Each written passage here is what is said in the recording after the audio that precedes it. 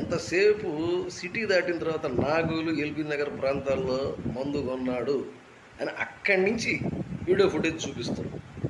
దాని వెనక ఇంటి దాకా వెళ్ళి ఇంట్లో గేటు తీసుకొని బయటకు వచ్చిన కాడి నుంచి ఆ నాగోలో ఎల్బీ నగరో వచ్చిన దాకా ఒరిజినల్ ఫుటేజ్ మాత్రం చూపించరు. ఎందుకంటే అసలు ఇంట్లోంచి బయటకు వచ్చాడో రాలేదు, ఎవడికి తెలుసు? ఎవడు చూశాడు? కారులో వచ్చాడు, బుల్లెట్లో వచ్చాడు, ఎవడికి తెలుసు? అలాగే ఆయన ఇంటి దగ్గర బయలుదేరిన దగ్గర నుంచి దాదాపుగా రాజమండ్రి డెడ్ బాడీ దొరికిన కొంతమూరు టోల్ గేట్ గుంత వరకు, మేయారా పెట్రోల్ బంక్ వరకు ఒక తెల్ల కారు ఫాలో అవుతూ ఉంది. ఆ కారు గూగుల్ టేక్అవుట్ తీసుకున్నారా? ఆ కారు ఎవరితో పట్టుకున్నారా? ఆ కారులో ఆ రోజు 23వ తారీఖు 24వ తారీఖు మార్చి నెల ఎవరు ప్రయాణించారు?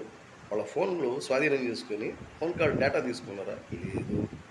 అసలు ఆయన బయలుదేరిందే 24వ తారీఖు విజయవాడ కొవ్వూరులో స్వస్థతా కూటమిలో పాల్గొనడానికి బయలుదేరాడు.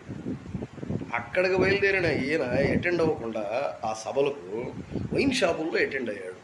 వైన్ షాపుల్లో అటెండ్ అయినట్టు ఎవరు చేశారు? కుట్రదారులు చేశారు.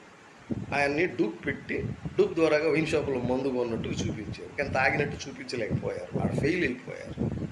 మరి ఆ కూటమి సభలు కండక్ట్ చేసిన కొవ్వూరు పాస్టర్స్, విజయవాడ పాస్టర్స్ ఫోన్లు లాక్కొని వాళ్ళు అరెస్ట్ చేసి వాళ్ళ ఫోన్లో కాల్ డేటా బయటకు తీస్తే కుట్రకోణం బయటకు వస్తుందిగా, ఆ పని చేయరు. విజయవాడలో మరి సిగ్నల్స్ ఆగినాయి అన్నారు. ఏ లొకేషన్లు ఆగినాయి?